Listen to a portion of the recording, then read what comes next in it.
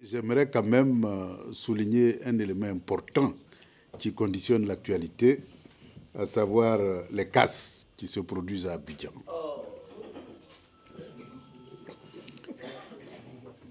J'avoue que pour l'ancien directeur général du BNED que je suis, quand je vois ça, ça me fait très mal parce que j'ai l'impression que nous avons un gouvernement qui est en guerre contre la population.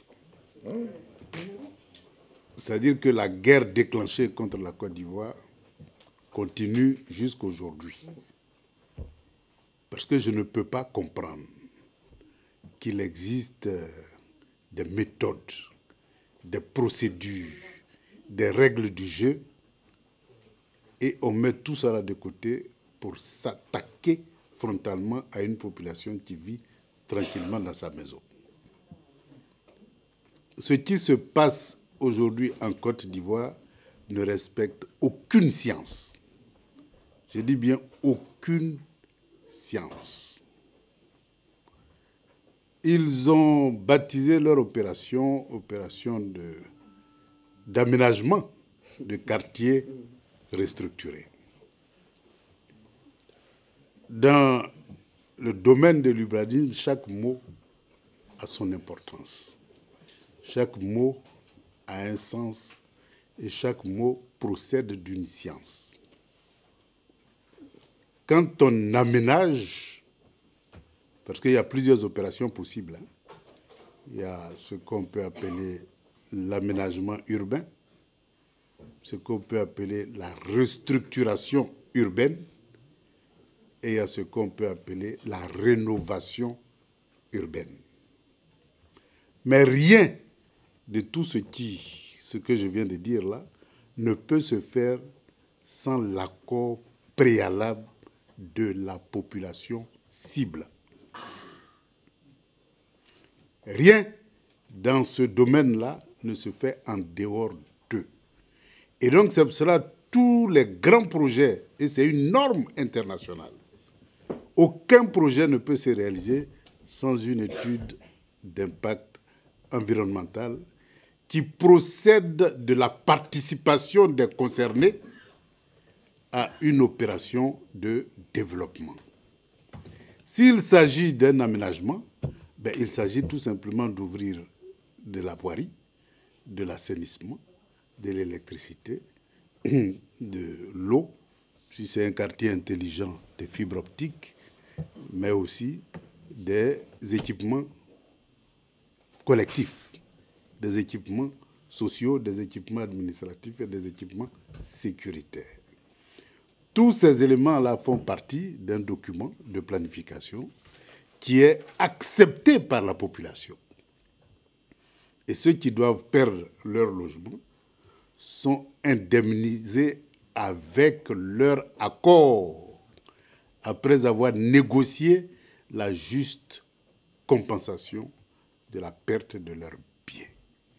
Et c'est une fois que ceci est fait qu'on peut procéder aux casses. Mais nous assistons là à une guerre qui est déclarée contre la population de Côte d'Ivoire. On nous dit que c'est parce que quand il pleut, eh bien, il y a des zones sensibles et il y a des zones inondables. Donc, en prévention de cela, eh bien, il faut casser les maisons qui sont dans les zones sensibles. Ce n'est pas un argument. Ce n'est pas un argument parce que les zones sensibles dont on parle sont liées au développement de la ville d'Abidjan. La ville d'Abidjan souffre d'un mal développement. Les quartiers précaires en 2000, il y avait à peu près une centaine. Aujourd'hui, on est à près de 176. Ce qui veut dire qu'en moins de 10 ans, les quartiers précaires ou les quartiers restructurés ou les quartiers mal construits ont pratiquement doublé. cela est lié à un seul phénomène, c'est de l'urbanisme non maîtrisé, sauvage. Et donc, voilà un État qui endette sa population avec un montant de la dette qui atteint à peu près 25 000 milliards aujourd'hui de francs CFA, dont on ne voit pas trop à quoi ces 25 000 milliards ont servi. Puisque les routes, les ponts qu'on nous présente, j'ai lu tout dernièrement la déclaration du ministre des Infrastructures, lui-même il dit que de 2011 jusqu'à aujourd'hui, le total des investissements fait 3 000 milliards, face à un endettement de 25 000 milliards. C'est-à-dire à peu près 15% de tout ce montant-là. Donc voilà la réalité. Mais lorsque vous allez demander où sont passés les 25 000 milliards, on va nous dire non, on a construit des routes, on a construit des ponts. Mais eux-mêmes, ils disent que tout l'investissement dans ce secteur-là n'a pas dépassé 3 000 milliards. Voilà la réalité. Et donc, si on vous envoie, on vous donne 10 000 francs CFA, on dit allez-y me trouver, m'acheter du pain, que vous venez avec une baguette de pain. Si je suis un ignorant, c'est-à-dire je ne connais pas le prix des pains, je vais vous féliciter. Vous avez bien travaillé, j'ai demandé du pain, vous m'avez envoyé du pain. Mais si je connais le prix d'une baguette de pain, je vais dire, camarade, où est ma monnaie? Qu'est-ce que tu en as fait? C'est cette question-là qu'on doit poser à notre gouvernement actuel. À quoi ont servi les 25 000 milliards de francs CFA qui plombent l'avenir de toute une population, de tout un pays pour l'avenir? Et la question de la dette, c'est vrai, on peut dire qu'aucun pays ne peut se développer sans endettement, mais la meilleure dette, c'est celle qui permet de générer suffisamment de revenus pour rembourser cette dette-là. Lorsque vous empruntez de l'argent et que vous dépensez et que ça ne crée pas de la richesse pour rembourser cette dette, c'est que vous avez fait un mauvais investissement. Et en Côte d'Ivoire, on peut parler de mauvais investissement. Parce que la dette actuelle se finance par d'autres dettes. Ça veut dire que nous sommes rentrés dans un cycle sans fin d'endettement, dans la mesure où, lorsque les échéances arrivent, ce n'est pas l'investissement que vous avez fait qui génère des ressources pour rembourser la dette, mais il faut aller emprunter encore une dette pour venir rembourser la dette en cours. Mais comme il n'y a pas de débat démocratique, comme depuis 2011, eh bien, tout le combat que le Front populaire ivoirien en son temps a mené pour arriver au multipartisme, eh bien, tout ce combat-là a été mis à l'eau. Les libertés démocratiques, on connaît leur sort. La justice sociale, on connaît leur sort. Et nous sommes arrivés vraiment au stade le plus inférieur de la démocratie et au stade le plus caricatural de la démocratie, c'est que nous sommes dans un gouvernement du RHDP, par le RHDP, pour le RHDP, à l'exclusion de tous les autres citoyens du pays, qui sont soit désœuvrés, parce que l'administration et le secteur privé appartiennent au parti au pouvoir, Ils ont même trouvé un concept assez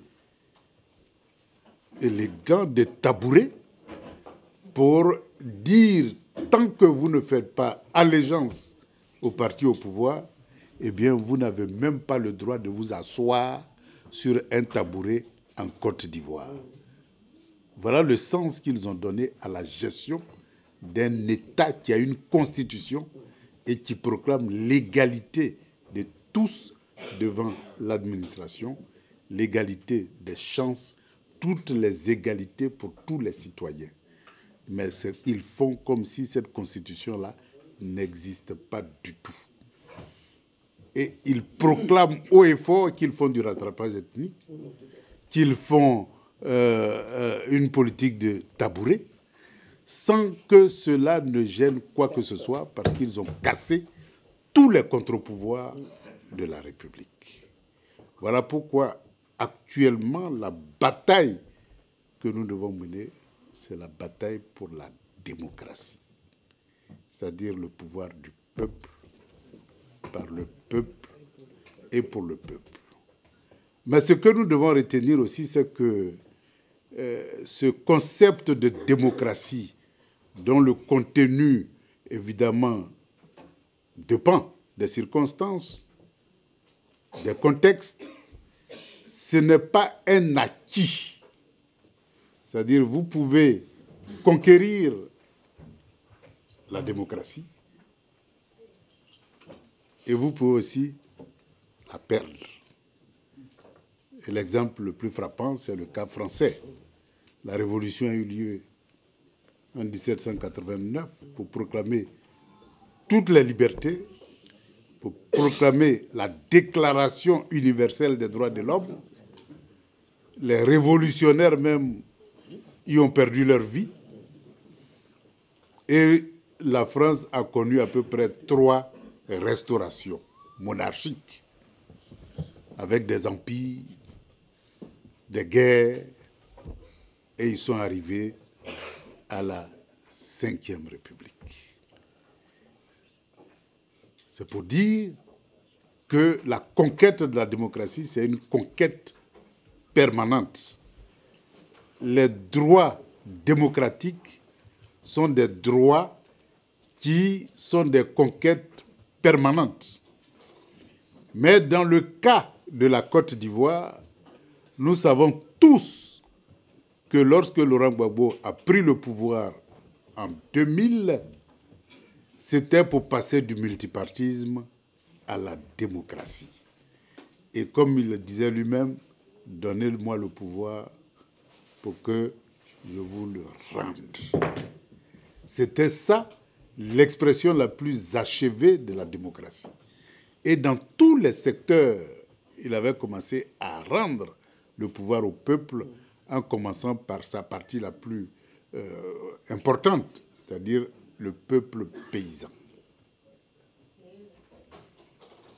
Et donc, toute la politique de restructuration de la filière agricole avait un seul objectif, rendre le pouvoir aux paysans. Pour qu'on passe du concept de paysan au concept de fermier et d'entrepreneur agro-industriel. C'était ça la vision stratégique de Laurent Gbagbo. Cette vision-là, parfois, n'arrangeait pas, parce que tout système, il y a des gagnants et des perdants. Les gagnants de ce système, c'était les paysans, et les perdants, c'était tous ceux qui, lorsque le paysan avait fini de produire, venaient acheter à vil prix pour mettre dans des sacs, dans des bateaux, pour aller vendre à l'extérieur. C'est ceux-là qui gagnaient de l'argent. Et les paysans ne gagnaient pas de l'argent. L'objectif, c'était de permettre aux paysans d'être producteurs et vendeurs, aussi bien en interne qu'à l'international, de leurs propres produits, pour augmenter leurs revenus.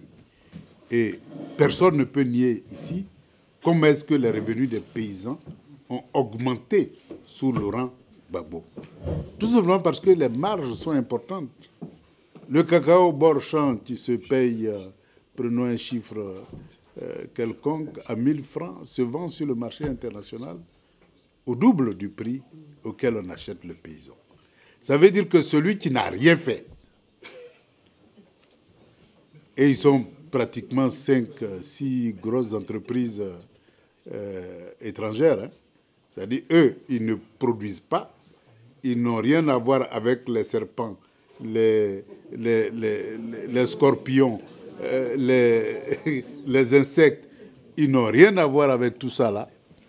Ils sont assis dans leur bureau et le paysan qui travaille 12 mois sur 12 pour sortir son cacao de la brousse, ce paysan-là, qui n'a même pas de retraite, eh bien, gagne moins que 5 messieurs qui, parfois, s'organisent pour venir ramasser le cacao et puis aller vendre à l'extérieur.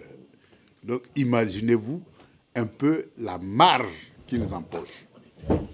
On sait que nous produisons à peu près 2 millions de tonnes par an. Donc, ça veut dire quoi? Si sur le marché international, ça fait 2000 francs CFA, ça veut dire que ces messieurs empochent la moitié de 2 millions de tonnes. Bon, évidemment, il faut convertir en kilos, de 2 milliards de kilos.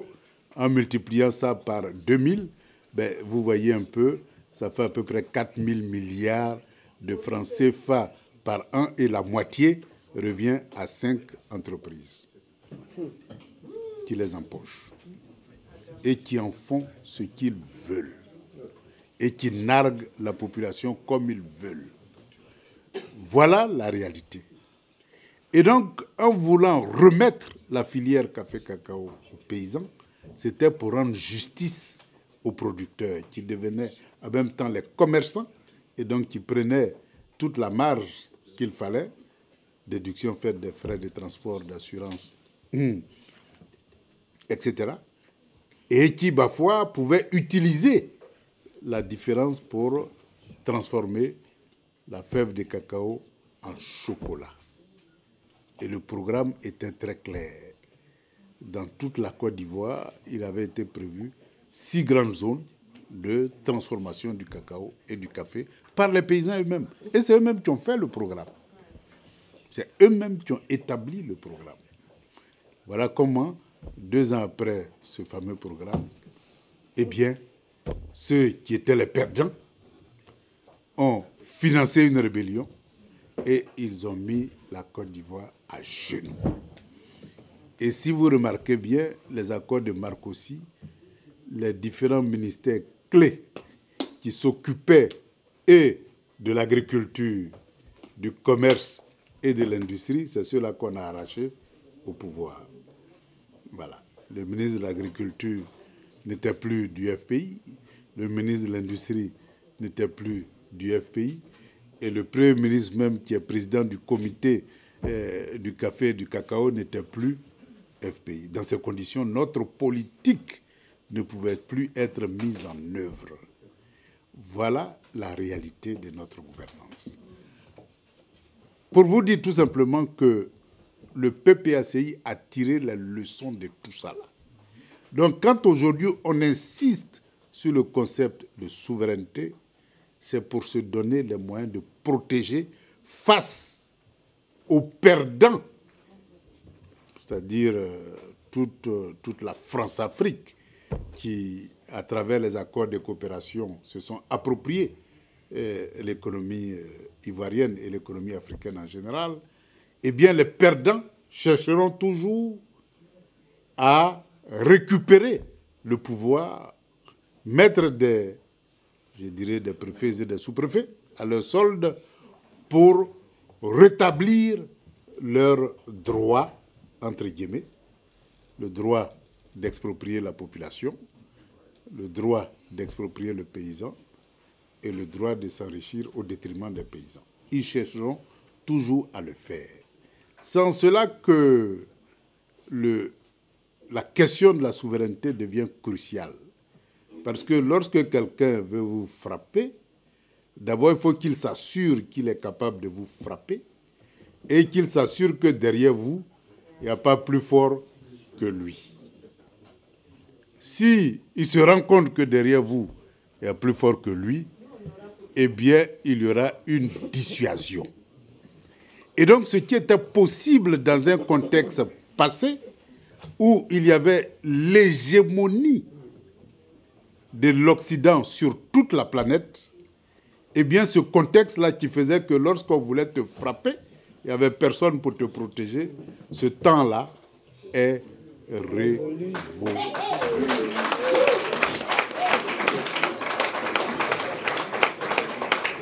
Ce temps-là est révolu.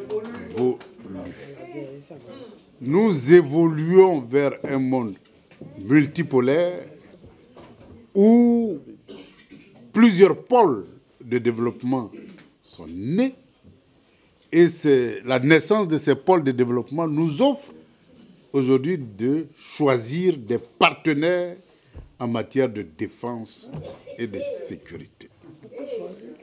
Et donc, nous sommes dans un nouveau contexte et évidemment, ce qui nous est arrivé ne peut plus arriver au Mali, ne peut plus arriver au Burkina, ne peut plus arriver au Niger.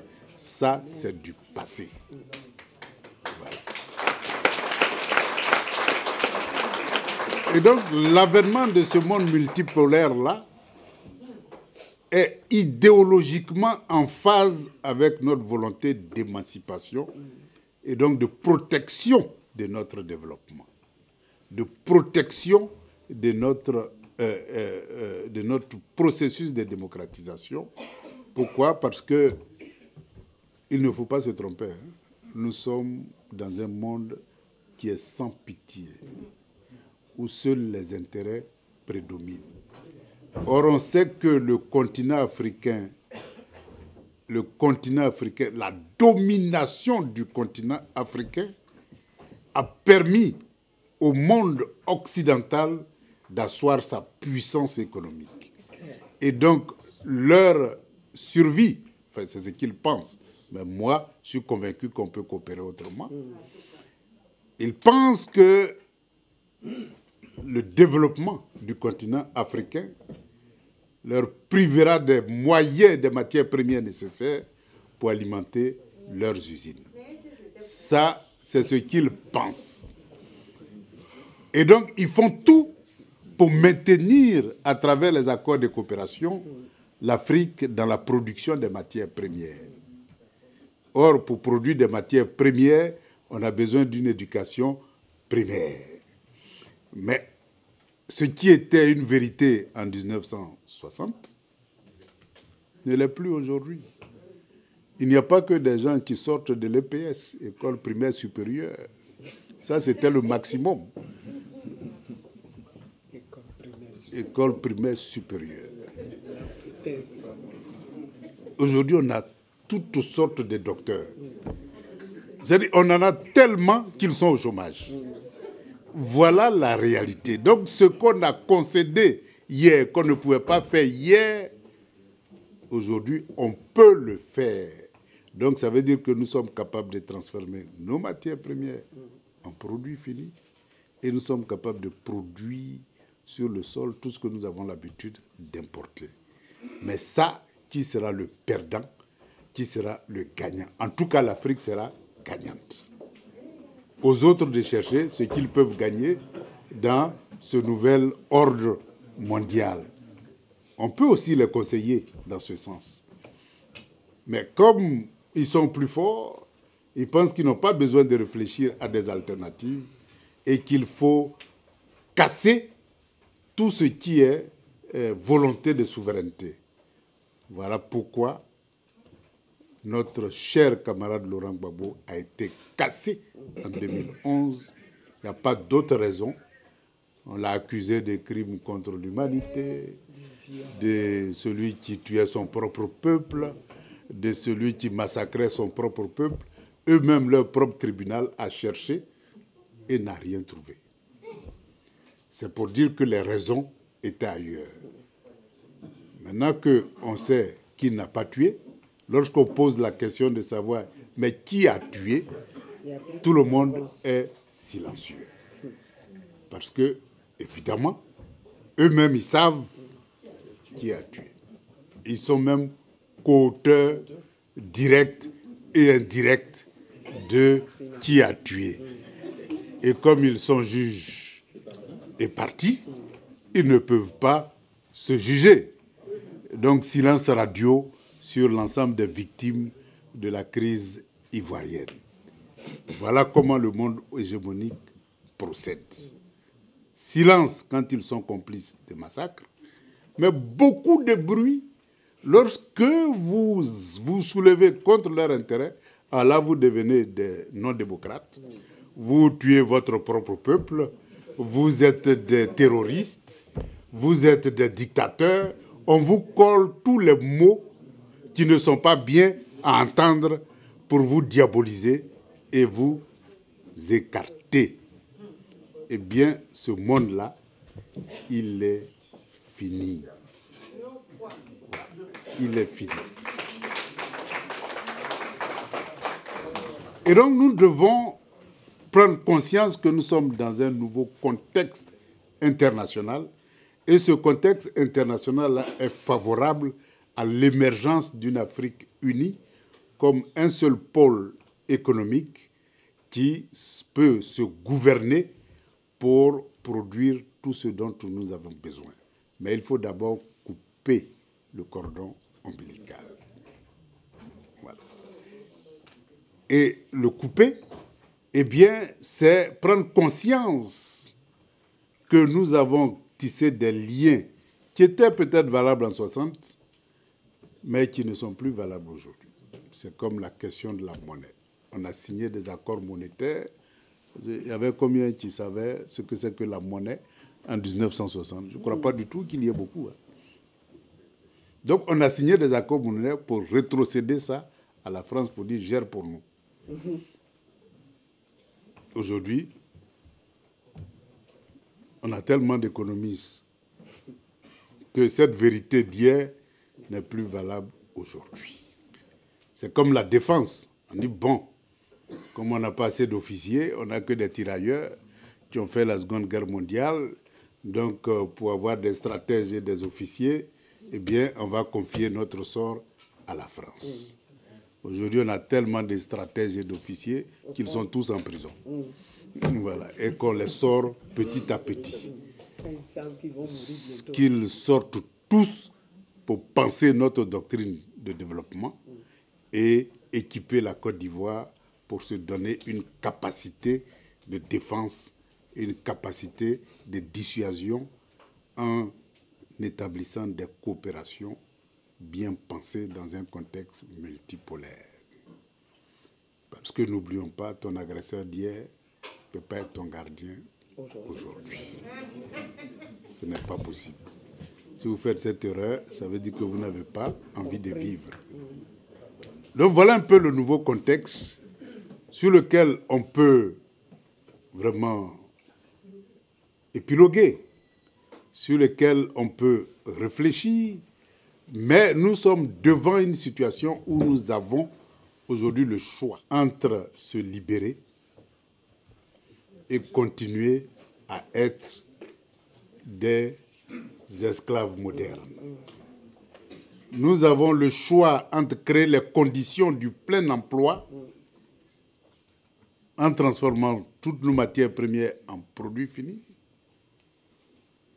ou continuer à être des producteurs de matières premières et donc ne pouvons pas employer des personnes qui ont un niveau de qualification beaucoup plus élevé que les PS et donc qui se retrouvent au chômage ou en exil ou dans les mouvements djihadistes. Et donc c'est cette problématique-là qui s'offre à nous et nous avons le choix. Faisons donc le bon choix en faisant de telle sorte que le PPACI, avec à sa tête Laurent Gbagbo, revienne au pouvoir pour asseoir une démocratie véritable, une souveraineté véritable dans un contexte qui a complètement changé, qui n'est plus le contexte de 90 ni de 2011, mais la réalité d'aujourd'hui où nous avons un monde multipolaire qui se dégage. Et donc, nous avons la possibilité de construire une démocratie. Mais pour ce faire, il y a des obstacles à franchir. Voilà. Le premier obstacle, c'est le nom de Laurent Gbagbo sur la liste électorale.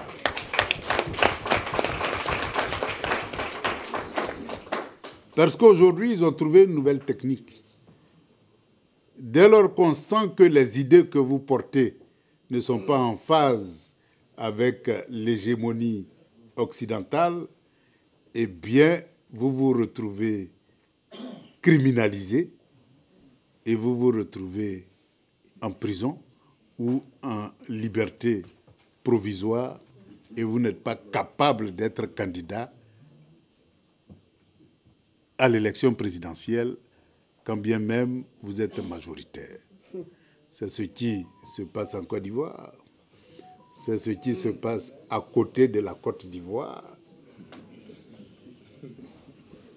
Même si je ne dis pas de nom, vous voyez, il suffit de suivre mon regard. Et c'est ce qui va se passer partout où les gens sentiront que celui qui peut prendre le pouvoir est un souverainiste. Et donc la question de Laurent Gbagbo, ce n'est pas une question personnelle, parce que souvent les gens oublient le sens profond des combats que nous menons.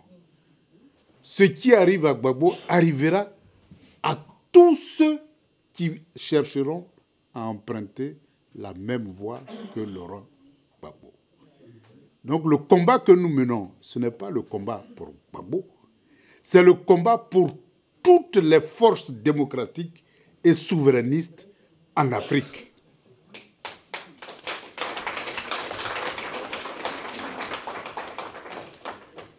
Si nous perdons ce combat-là, eh bien, il sera difficile qu'on accède à la souveraineté. Mais si nous gagnons ce combat, la voie est ouverte pour que cette victoire-là se répète un peu partout sur le continent africain et que les forces souverainistes émergent. Pourquoi les forces souverainistes doivent émerger? On a vu un peu lorsque l'Afrique de l'Ouest voulait mettre en place sa monnaie, l'éco. Tout était prêt. La stratégie, la méthode, les dates, tout était prêt. Eh bien, il a suffi tout simplement que Macron appelle Ouattara pour lui dire cette affaire-là, il faut tuer ça, pour qu'on ne parle plus d'éco. Et donc, tant que nous ne sommes pas souverains, on ne peut pas aller vers le panafricanisme. On ne peut pas aller vers l'unité. Parce qu'il y aura toujours des chevaux de Troie dans le rang des combattants pour la souveraineté pour mettre à mal le processus d'intégration du continent africain. Cela ne date pas d'aujourd'hui. C'est depuis les Kwame Nkrumah, etc., etc. C'est le même schéma qui fonctionne.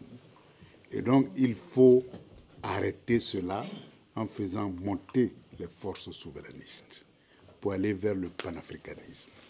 Donc, voilà un peu la feuille de route des militants du PPACI. Donc, inscrire le nom de Gbagbo Laurent sur la liste électorale, c'est inscrire le nom de tous les souverainistes africains sur les différentes listes électorales dans tous les pays pour que les forces souverainistes émergent dans tous les pays africains. Voilà le sens profond du combat que nous sommes en train de mener.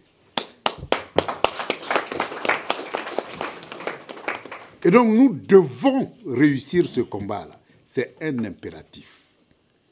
Et si nous réussissons, le deuxième combat, c'est la liste électorale. Vous-même, vous savez que depuis 2010, eh bien, on a envoyé tous les souverainistes en exil ou en prison ou en exil intérieur. parce qu'ils ont quitté leur maison, ils ont quitté leur emploi, on les a chassés de tous les emplois possibles.